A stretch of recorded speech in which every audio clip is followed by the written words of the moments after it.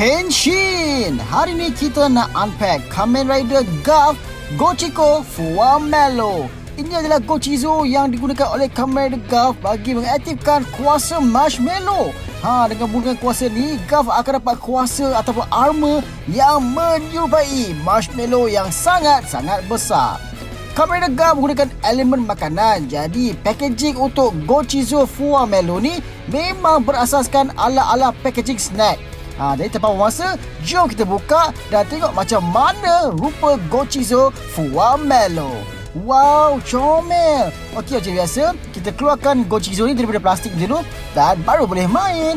Okey, kat packaging ni kita nampak ada design marshmallow kat depan dan mainan ni dia berwarna biru.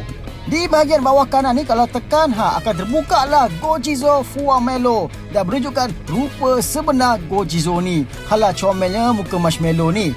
Memang nice. Tekan dia terbuka, tekan dia terbuka. Jadi inilah mekanik yang ada pada mainan Gochizo Kamen Rider Garf. Sekarang tanpa masa, jom kita letak pada belt Kamen Rider Garf untuk dengar sendiri apakah bunyi Gochizo ini.